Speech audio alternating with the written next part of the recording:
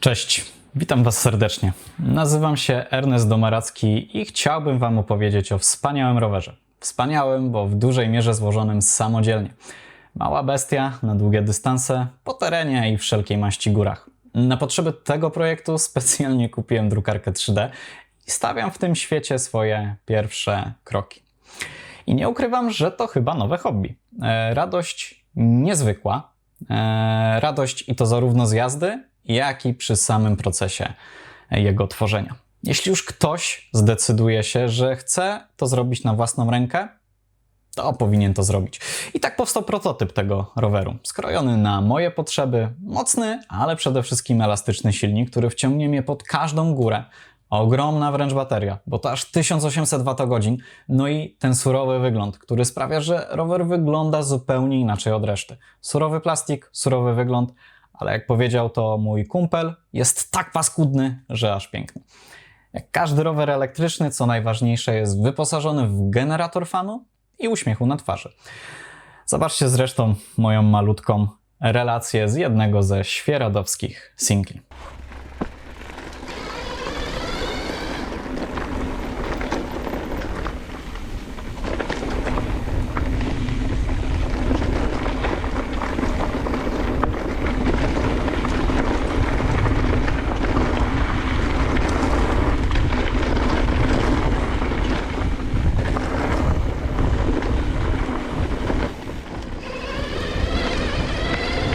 Teraz troszkę pedałowania.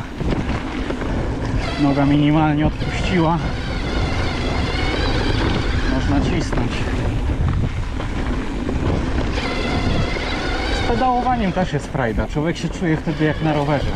Manetka jest zarąbista do zabawy i czasem poszaleć.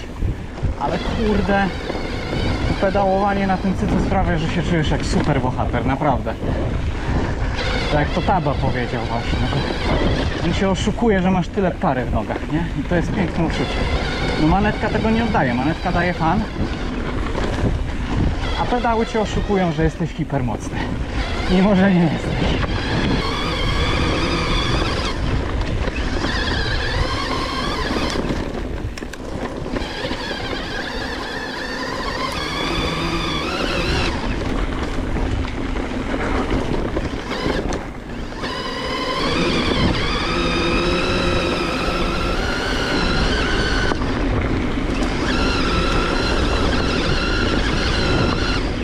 No, także bajka niesamowita.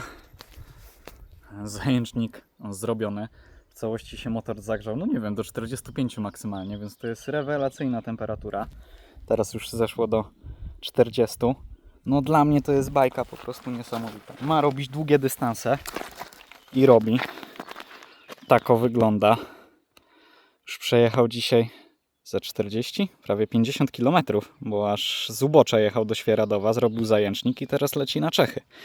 Coś pięknego po prostu. No, stworzony do terenu. No bawię się tym niesamowicie. Jest to strasznie przyjemne. Miał być co prawda test zasięgu, ale ze względu na kolano wczoraj 165 km pękło i nie mogłem sobie pozwolić na manetkę. Musiałem oszczędzać baterię na tyle to możliwe. No to dzisiaj kolano boli jak cholera. Niedoleczone po bieganiu. No i nie ma lekko. Kurczę, piękna rzecz. Naprawdę, jakby ktoś się zastanawiał, czy kupować mocnego cyca po to, żeby ciągnąć z niego 1/3 mocy, albo nawet połowę z 1/3, tak jak teraz na zajęczniku, 1000 W z 6 możliwych, to chyba to jest idealne. Po to powstał ten silnik, tak mi się wydaje. Wiadomo, że można nim szaleć na 6000 W, ale nawet 1000 w górach, silnik się nie grzeje, mega wspomaga, no i w ogóle go nie katujemy. Nie mam pojęcia, ile on zrobi, ale działa na 1/3 gwizdka. Super sprawa.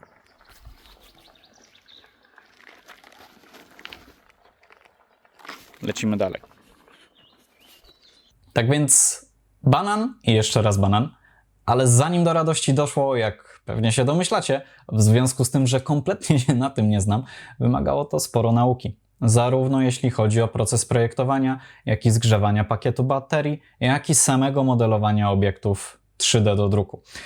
Jednak to nie rocket science i naprawdę idzie to ogarnąć. Projektowanie baterii ogarnąłem z filmu od Taby, którego pozdrawiam.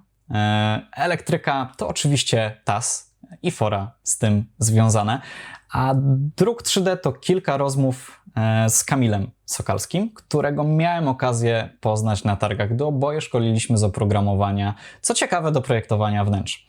Więc może i w 3D siedzę, ale nie w takim, jakie tutaj mi było potrzebne. Zacznijmy od silnika. Ten uważam za naprawdę wysoką półkę. Drogi, strasznie drogi. Powiedziałbym nawet, że zbyt drogi, ale ciężko mu znaleźć alternatywę. Może tylko Bafang Ultra, ale tutaj mamy jednak więcej mocy i mamy większy moment obrotowy. Sam silnik też daje niezwykłe rowerowe odczucia z jazdy. To nie jest skuter. Co ważne, jak już wspomniałem w filmie, o dziwo silnik nie jest mi potrzebny do absurdalnej mocy, a zależy mi na wytrzymałości. Przewidziany na maks 6000 W bez utraty gwarancji, a ja wyciągam maksymalnie 2000 i co ciekawsze, w 90% przypadków nie przekraczam nawet 700 podczas normalnej, długiej jazdy. Dlatego też nie zdecydowałem się na rozwiązanie słabsze, czyli stealth, mimo iż silnik zdecydowanie by mi wystarczył. Chcę silnik cięższy, mocniejszy, aby działał na ułamku swojej mocy. Łudzę się, no i przynajmniej mam taką nadzieję, że słusznie, że dzięki temu jego praca będzie bezproblemowa, bezawaryjna. Całość jest wewnątrz roweru, tak aby nie było żadnej możliwości uszkodzenia silnika w ciężkim terenie. O tym jeszcze za chwilę. Zasila to bateria, i to nie byle jaka, to absurdalne 1800 Wh, ale przy założeniu, że rower ma kręcić długie dystanse, uznałem, że w moim przypadku to słuszna pojemność energetyczna. Pakiet 20S, 5P, na ogniwach 21700, Samsung 50S. Zobaczcie, ile ja prób dopasowania wszystkiego pod swoje potrzeby zrobiłem w programie. A to nie pasował tylny wahacz, bo była kolizja z silnikiem, a to za mało miejsca na baterię, a na dobrą sprawę na końcu zostałem z zaledwie 2 rowerami. Komercjal Meta oraz właśnie Specialized Stab Jumper. Komercjal niestety nie do kupienia w Polsce, tylko z Niemiec, a mi zależało na czasie i na bezproblemowym kupnie. Poza tym nie uważałem, że Specialized to gorszy wybór. Mimo że w komercjal nie musiałbym dzielić pakietu baterii, bo wystarczyłaby mi mniejsza w samym trójkącie. No i właśnie mamy tutaj nietypowy zabieg z tą baterią, ponieważ to nie 2 baterie, a jedna duża. Po prostu pomiędzy ogniwami, pomiędzy pakietami 11S a 12S, przejście zamiast na czystym niklu jest na 2 razy 7 cm kablu 10WG. To było ważne, aby kabel był maksymalnie krótki, jak tylko się da, i dobrze zabezpieczony. Zapytacie, czy przez to cele nierówno się nie rozładowywują? I tak, też się tego obawiałem, ale jest idealnie. Całość na bieżąco jest monitorowana ze Smart BMS-a, zakupionego z firmy MG Volt, ale można go też spokojnie kupić na AliExpress. I po ponad 1500 km jestem pewien, że ten zabieg był dobrym wyborem. Swoją drogą, myślę, że taki Smart BMS jest naprawdę dobrym wyborem, aby stale mieć wgląd w nasz pakiet i monitorować parametry. W szczególności potencjalne rozjazdy między celami. Całość zgrzewałem na takiej zgrzewareczce, którą uważam, że działa całkiem nieźle, ale z racji jej gabarytów niestety co kilkadziesiąt zgrzewów trzeba jej było robić przerwę i przez to, że była już częściowo rozładowana, a zależało mi na równości amperów płynących przez elektrody, no i miała problem z przegrzewaniem się. Zabaweczkę mogę polecić, jeśli planujecie zgrzewać coś tak jak ja, tylko na własne potrzeby, ale mała uwaga. Nie nadaje się do zgrzewania niklu 0,2 mm, mimo że producent twierdzi, że się nadaje. 0,15 radzi sobie idealnie i biorąc pod uwagę, że sam z pakietu poodbieram ledwie 2000 W, nie mam z tym problemu. Ale jeśli wy byście chcieli targać z baterii znacznie więcej, to albo czeka was kładzenie wszędzie podwójnej warstwy niklu, albo biorąc 0,2 musicie kupić coś mocniejszego do zgrzewania, na przykład Kawelda. No i obudowa. Druk 3D i jak to wszystko zostało spasowane. No i odpowiedź brzmi na raty. Z racji, że skrzynka nie jest prosta i to połączone 2 skrzynki zabudowane razem, no poziom komplikacji znacznie wzrósł i dodam, że sam pierwszy raz w życiu podchodziłem do druku 3D. Więc porwałem się z motyką na słońce. Robiłem zdjęcia tak płasko, jak tylko byłem w stanie. Nanosiłem na to wymiary do kalibracji i potem rysowałem. Wszystko w programie. Potem druk wstępny, ewentualna korekcja kształtu i tak za każdym elementem. Całość pochłonęła 1,4 kg plastiku PETG. Swoją drogą cały rower waży 32,4 kg, bez dodatków w postaci ciężkiego zapięcia rowerowego. Wagę uważam za naprawdę super jak na to, co oferuje rower. Przede wszystkim chodzi mi tutaj o zasięg. Nie przeszkadza mi ona w porównaniu do lżejszych e-bike'ów. Co ważne, dolna bateria jest niejako podwieszona na pasach transportowych, tak aby plastik nie przenosił żadnych naprężeń. Każdy pas ma udźwig 150 kg, są ich 3. Naprawdę całość jest bardzo solidna. Dodam też, że grubość plastiku to aż 3,6 mm z pełnym 100% wypełnieniem. O, i mam tutaj jeszcze taką malutką klapkę, po odkręceniu której mogę spokojnie nabić damper. Obudowa waży swoje, ale i spełnia zadanie jako osłona baterii. W środku mamy jeszcze malutką przetworniczkę z 72 V na 5 V, która zasila port ładowania, jak i ładowarkę indukcyjną typu ULEP, zrób to sam. Całość załącza się z guziczka i działa to po prostu świetnie. Ładowarka spełnia swoje zadanie, raczej służy jako podtrzymanie. Telefon z załączonym GPS-em, który prowadzi mnie po trasie, przybywa mu około 6% baterii na godzinę, ale no dzięki temu bateria nie jest ciągle naładowana pod korek. Wyszło to trochę przypadkiem, ponieważ to przetworniczka to czyste 5 V, a nie zmienne 9 czy 12 jak w normalnej ładowarce, ale finał uważam na plus. Na samym dole znajduje się sterownik X12 do silnika i w zasadzie to miejsce jest ewentualnie narażone na uderzenia, ale prześwit jest ogromny.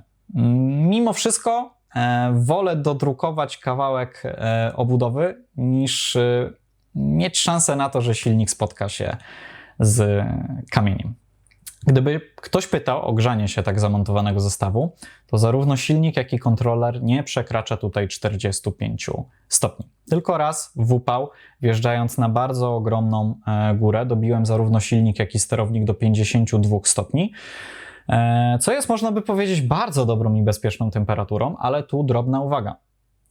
Działam z silnikiem na 1/3 maksymalnej mocy. Gdyby brać z niego 5 kW, choć nie wiem po co, bo to gruba przesada, sterownik, jak i silnik zdecydowanie musi mieć dostęp do powietrza. Podejrzewam, że przy tak schowanym sterowniku i zabudowanym silniku, jak tutaj u mnie, no 3000 W to byłby maks, aby nie doprowadzić do przegrzewania się tego wszystkiego.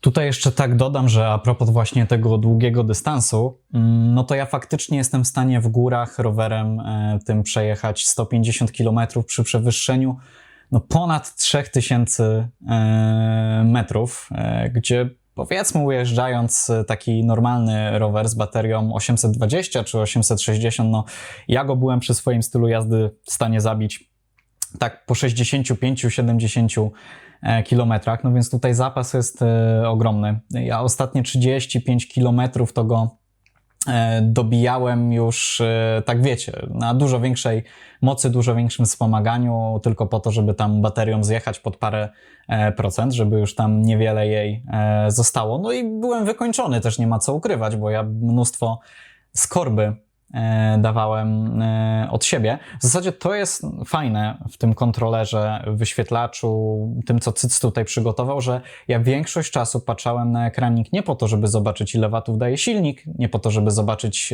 ile voltów zostało na baterii, tylko ile sam wkładam watów w korbę. I można w aplikacji bardzo fajnie ustawić sobie ile razy silnik daje więcej watów w porównaniu do tego, co my nogą kładziemy na korbę. I to jest super, bo naprawdę można zrobić, wiem, że to nie tylko w Cycu tak jest, to pewnie w większości tam Bafangów i jakichś Boschów i tak dalej pewnie to też jest, ale super sprawa, no bo można zrobić naprawdę konkretny trening. Zajechać się tak jak lubicie, ale zrobić przy tym właśnie 2 czy nawet 3 razy większy dystans niż na zwykłym rowerze elektrycznym. To ja osobiście lubię się zmęczyć. Zdecydowanie nie kupiłem roweru dlatego, że jestem leniem patentowanym. Mam dość fajną kondycję, dość fajną sylwetkę i jedyne właśnie czego poszukiwałem to takiego większego fanu z jazdy, no i większej ilości kilometrów, żeby po prostu za jednym takim wypadem no a nawet z Wrocławia pojechać w góry, no to no, jednak jest chwila. Cały dzień trzeba sobie odmówić jakieś roboty, zaplanować to wszystko, żeby pojechać.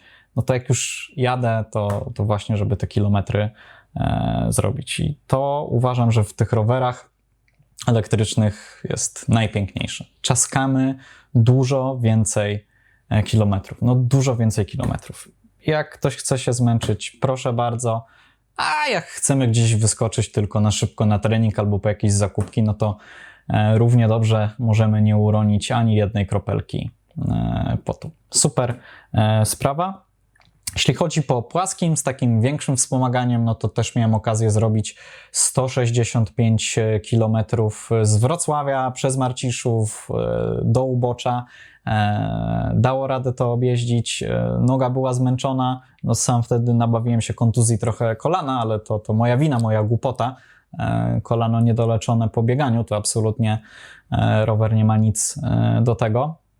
Podejrzewam, że tak w miarę po płaskim, gdzieś po Wrocławiu, po okolicy, to takie 200 km, nawet sporo więcej niż 200 km jest w realnym zasięgu. Gdybyśmy traktowali takiego monsterka troszkę jako zwykły rower elektryczny, tak? Że ma nas wspomagać jak zwykły rower elektryczny na trybie eko, to pewnie 200-250 km to bez najmniejszego problemu. Tak to wygląda. Duża bateria naprawdę niesie ze sobą ogromną korzyść. Droga, ale daje radochę. No i usterki. 1500 km za mną. Usterka pojawiła się w zasadzie od razu, zaledwie po 100 czy tam 150 km. Mianowicie poszła sprężynka od napinacza. Takie malutkie ustrojstwo, pewnie warte nie więcej niż 5 zł. Jakaś wada fabryczna. W związku z tym, że zamawiałem tego cyca u polskiego dystrybutora Power Rowery, no to dostałem taką sprężynkę w zasadzie od razu w zastępstwo. Wymieniłem ją samemu, no trwało to z 5 minut i jak ręką odjął. Od tej pory absolutnie nic się nie dzieje, no ale nie ma co ukrywać. 1500 km to kropla w morzu. Zobaczymy, co będzie działo się dalej. I tak to wygląda. No, kupa zabawy i przy tworzeniu, i przy jeździe. Dajcie znać w komentarzu, co wy składacie albo co chcecie składać. Naszła mnie taka myśl i nie mówię tego tylko o rowerach, bo to może być cokolwiek. Jeśli masz czas i zastanawiasz się, czy jednak nie zrobić czegoś samemu, to odpowiedź brzmi robić. Robić. Potrzebne są tylko dwie rzeczy. Czas i chęci. No bo niestety zarówno kupno, jak i majsterkowanie samemu kasę trzeba mieć. Świata nie zmienisz. Więc mając czas i chęci, kupno gotowego będzie cieszyć raz, ale złożenie czegoś samemu będzie cieszyć 2 razy. I z tym was zostawiam. Kanał nazywa się DIY Form. Wymyśliłem nazwę na poczekaniu. A ja nazywam się Ernest Domaracki i cieszę się, że posiedziałeś ze mną tych kilka minut. Do zobaczenia następnym razem. Cześć!